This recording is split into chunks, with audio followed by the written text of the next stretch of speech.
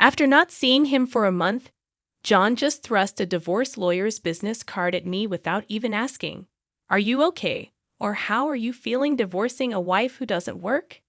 Pay me $1,000 a month as alimony. Sounds good. Take care." John chuckled as he said this, standing beside him. Emily was wrapping her arm around his, wearing a similar smug expression. "Fine, let's divorce then."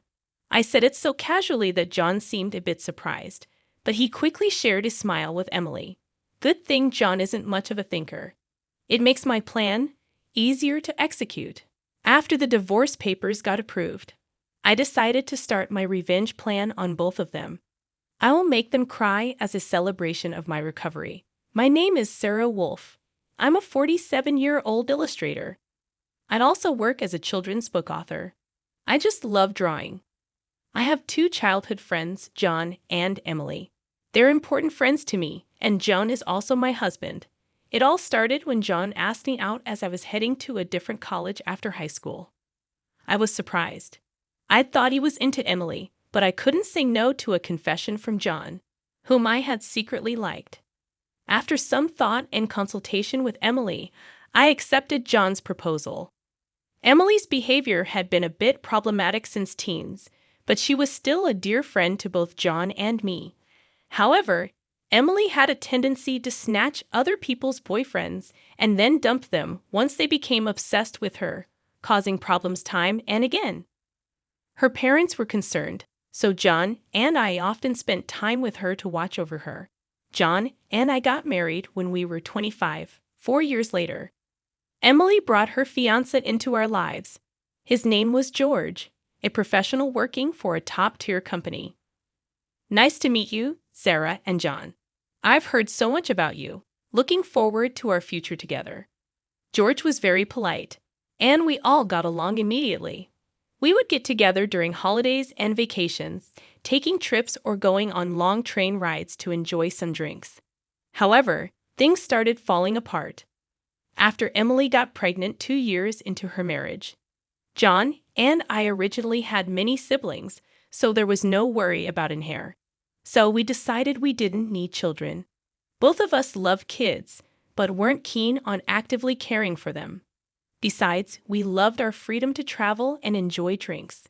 We often found it heartwarming to see families with children, but it was never more or less than that. When Emily announced her pregnancy, John's attitude started to change. He quit smoking because Emily said she couldn't stand the smell, and even offered to drive her to doctor's appointments using his vacation days. I warned him, "George might get upset if you're always with Emily." But John argued back, "You have work, don't you? She's our childhood friend, and she's reaching out for help. You're heartless." I said, "I've been buying things and helping where I can, but going with her to the obstetrician is crossing the line." When I said that, John frowned, and then he glared at me. "Why?" "Because Emily wants it, right? She says she's anxious about the checkup. I can't just let her go alone if she's anxious. All the more reason for George to go with her, right?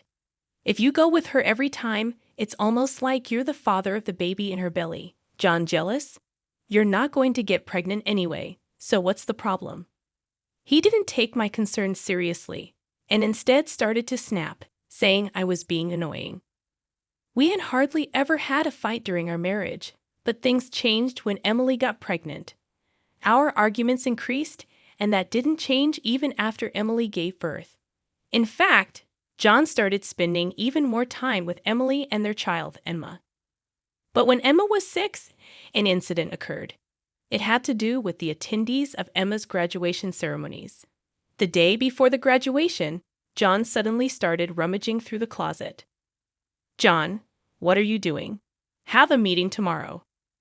John's workplace had a casual dress code, but there was a rule to wear a suit during client meetings, so he always kept a few suits ready. But they were all thrown on the bed now. No, just trying to decide what to wear for the graduation ceremony. "What? You're seriously thinking of attending the graduation?" "Yeah, George, can't make it. Emily asked me." "Wait, that's absurd. No matter how you look at it, I inadvertently raised my voice in denial. Immediately, John's face turned sour.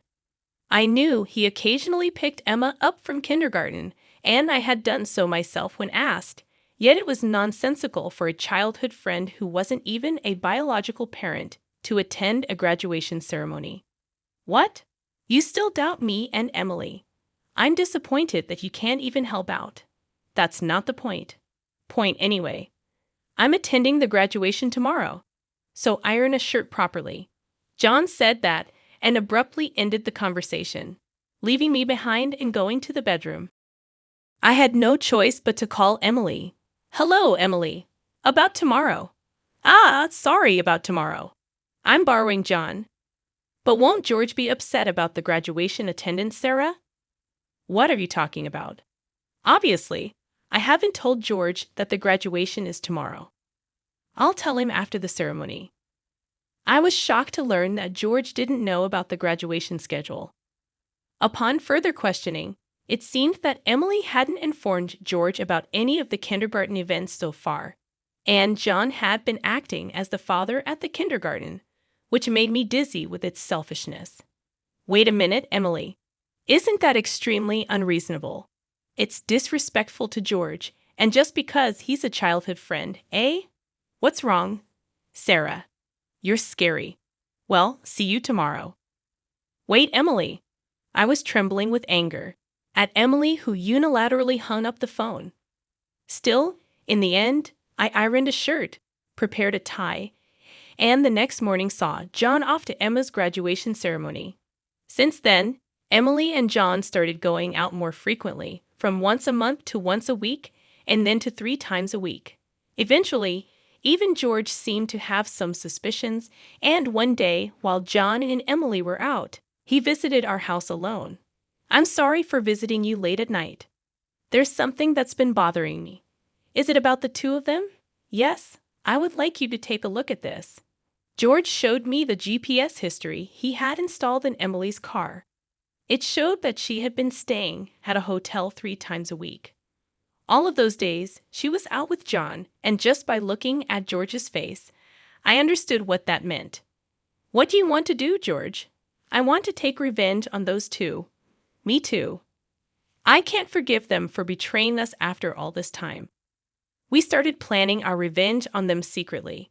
First, I started by increasing my income because I had been saving by doing housework and taking care of Emma. My income had drastically decreased. George switched to working from home. And when Emily and John would go out, he would bring Emma to my house, and we would take care of her together. Neither Emily nor John realized that we knew about their relationship, and we were able to gather solid evidence.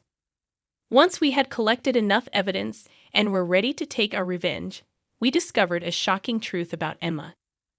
George and I struggled with the decision, but we both agreed that we didn't want to hurt young Emma, so we decided to wait until she was an adult to take our revenge.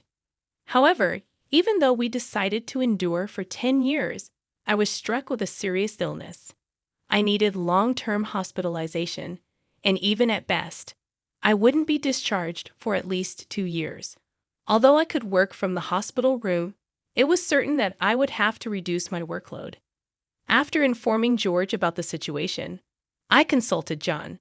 However, John's reaction was no different from when we were making small talk. I'll visit you once in a while. I felt that John no longer had any affection for me, as he didn't even ask about my condition or the name of the disease.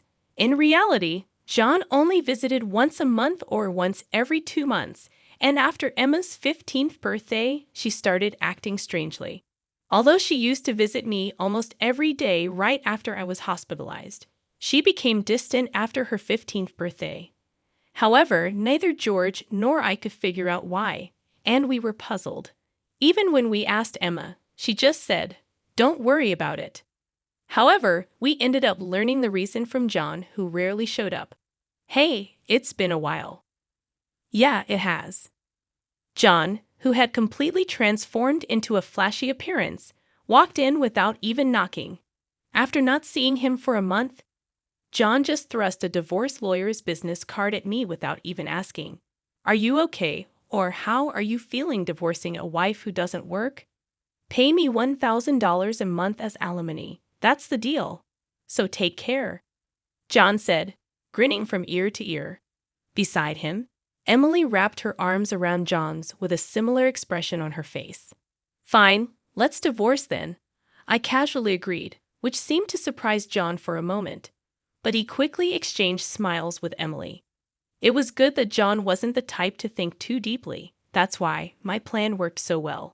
After receiving a notification that the divorce was finalized from John, I decided to start my revenge plan against the two of them. I will make them cry as a celebration of my recovery. I promptly started to take action.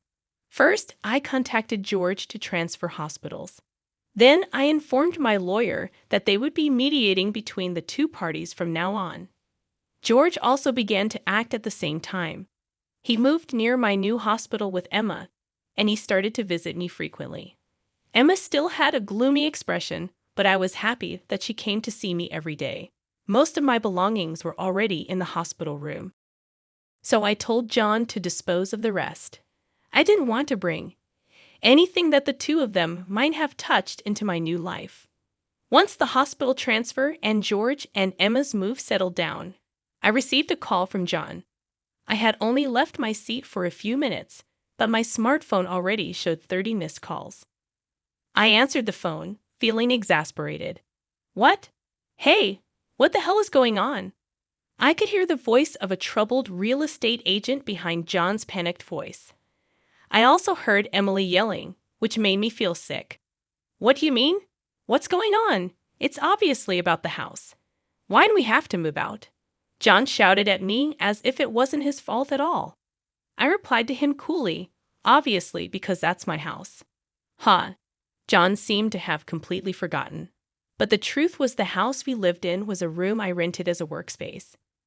When I started to make a living as a freelancer, at that time, I didn't have enough income to maintain two houses, and John didn't have enough income to live alone. So he ended up moving into my place. Therefore, Jan had never paid the rent or utility bills for that room. Although I received some money from him for living expenses, it wasn't enough to maintain the place. Unfortunately, that room was already canceled. It was far from the hospital I transferred to, so I had processed the cancellation the day after submitting the divorce papers. I didn't inform him because the real estate agent who knew the situation said they would contact him. George and Emma suddenly disappeared, and our house was sold. What are we going to do about our new house? I don't know. Maybe stay in a business hotel for now. As I turned on the speaker and started working, John yelled in frustration, "Don't screw with me." However, he seemed to remember something and started speaking in a more soothing tone. Well, whatever. When will you transfer the money? We're running low on cash. What are you talking about? Huh? Don't mess around. I told you to pay $1,000, didn't I? Oh, I don't recall agreeing to that. My nonchalant response was met with incoherent screaming from John on the other end of the phone. Apparently, he thought he could get money from me and had been squandering it. Even if he had $1,000 left, how did he plan to get by for the rest of the month? Hey, don't just stay silent. Say something. There's really nothing to talk about. My retort left John momentarily dumbfounded, but he soon started yelling again, growing increasingly annoyed. I addressed John in as cheerful a tone as I could muster. Anyway, we're basically strangers now, so please don't contact me anymore. You'll hear from my lawyer. Huh? Lawyer? Hey, wait a minute. I hung up without listening to John's response. He tried calling back several times, but I ignored it, and eventually the calls stopped. However, angry that I didn't answer, John started ignoring calls from my lawyer. He certainly had a childish side, but I never imagined he'd be the kind of person who didn't mind causing trouble for others. I sighed deeply at John's selfishness.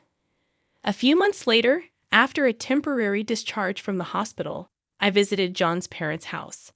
In front of me were John and Emily, both looking small and trembling.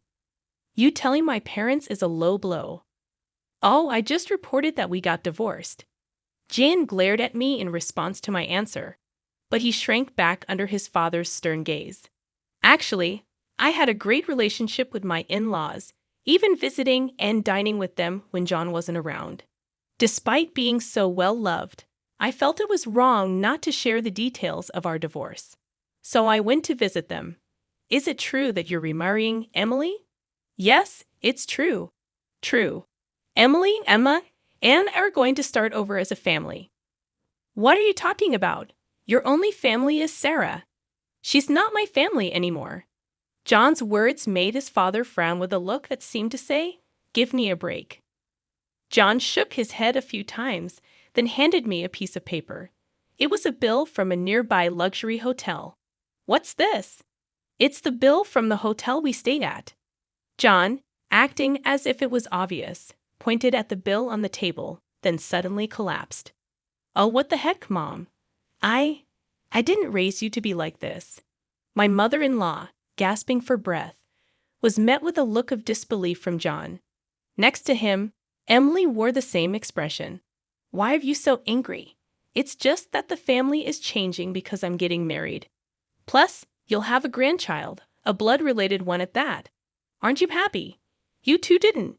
My mother-in-law, looking as if she couldn't believe what she was seeing, glanced at Emily, then turned her gaze to me. Both my in-laws understood that I didn't want children and still treated me as their own daughter. Of course, they treated Emily, my childhood friend, similarly. But there was always a boundary between a daughter-in-law and a friend. I remembered Emily often complaining about that. So I was certain my mother-in-law wouldn't be happy about this situation, and Emily should have known it too. You dote on Emma, right? It'll be your grandchild, so you'll be happy, right? It's because she's a child I've known since she was little. Oh, but half of her blood is from John, right? Even after all this, Emily, showing no sign of remorse and acting as if she couldn't understand the problem, gave me goosebumps. At that moment, someone who had been silent until now spoke up. Enough already. It's disgusting, huh? Emma, who had been playing with her smartphone in the corner of the room, spoke to Emily without looking up. The room fell into a stunned silence. My dad is the only one I consider my father, whether we're related by blood or not. He's the only one. But you know, John has always been the one to attend your school events. I heard everything from Dad, how he was always informed of the event dates after they were over. How eventually even the events themselves were kept from him. But Dad always said I was his daughter, so I am his daughter, and I will never be yours. Emma glared at Emily as she said this. Then, sitting beside me, she switched to a more concerned tone. You know, when I found out about this, I thought you would hate me. But Dad said that wasn't the case, so I came here today. Emma, I love you so much. You were so kind to visit me every day while I was in the hospital. I was really happy, Sarah. Emma, perhaps relieved of her anxiety, teared up and hugged me tightly. It might indeed be a child resulting from an affair between John and Emily. Yet it's a child I've taken care of for 15 years. There's no way I don't have affection for her. Speaking of which, Emily, weren't you curious why I wasn't surprised when I found out Emma is John's daughter? Ah! Emily looked startled. Before she could speak, a new person entered the room. We knew from the start, 10 years ago actually. George suddenly appeared. Understandably so, as she had recently unilaterally demanded a divorce, citing irreconcilable differences. I was shocked when you mentioned divorce. Oh, and, unfortunately, you're not divorced yet. The divorce papers are still here. Didn't you notice? What? I figured it wasn't in Emily and John's nature to confirm things. But I couldn't help but be stunned that Emily, despite the 100-day waiting period for women to remarry, hadn't noticed for months. So, Emily is still my wife, and Emma is still my daughter. Well, since there won't be a wife, though. Wait, what do you mean? A 15-year-old can choose their parent. That's not true. Emma wants to be with Mom, right? Emily said that and looked at Emma. Emma frowned at Emily and held my hand. Emily was speechless at that and glared at me. Then John suddenly burst into laughter. So that's what it is. You two are together, huh? But too bad. Isn't it impossible to live on George's salary alone? Can you stop making weird assumptions? Also, it seems George earns double the amount you think. Emily knows about it, huh? It's probably a bluff. A lol. Besides, it's impossible for you to work while dealing with your illness. You'll just die miserably somewhere. This time, I laughed at John's huge misunderstanding. John, seeing me suddenly start laughing, was getting frustrated. You didn't know about my income, did you, huh? It's probably just a bit more than a part-time job. No, it's different. My annual income is $500,000, huh? John's eyes and mouth were wide open in shock. Emily was also stunned. In fact, over the past 10 years, I had become a popular children's book author, and my income had skyrocketed from essays, interviews, and the like. Moreover, a film adaptation is planned soon, so my income is skyrocketing. Liar. Oh, do you want to see this? I said that and showed Emily my bank account screen. It clearly showed a large amount of money being deposited every month. Emily was at a loss for words when she saw it. Sarah, let's make up, huh? What are you saying? Emily was furious at John's words. Blinded by the money, I watched them blankly and then opened my mouth. Well, if you want to get married, feel free. Oh, and I'll definitely take the compensation for damages, Sarah. Wait, Sarah. Ignoring John's words, I took Emma's hand, and after saying goodbye to my in-laws, I left their house. John originally worked at my father-in-law's company, but it was revealed that he was lying about going out for sales, and he was fired. My father-in-law planned to forcibly put him on a friend's fishing boat and work him to the bone.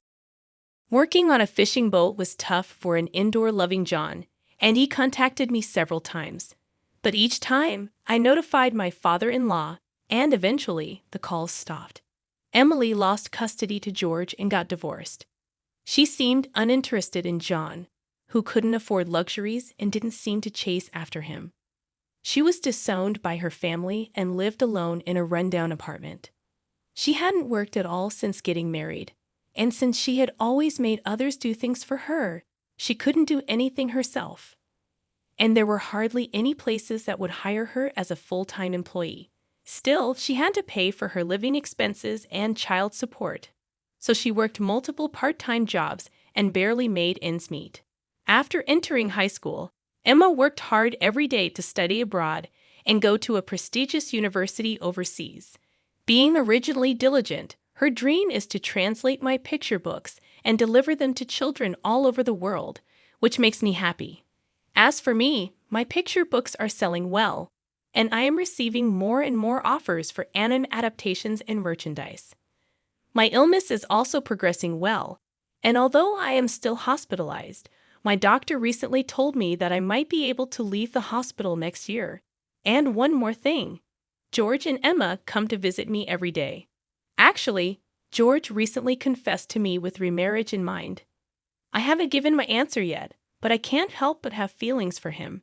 He said he wants to live together when I leave the hospital. While thinking about what to answer, I work on my picture books every day, hoping for a happy future for us. I weave stories again today.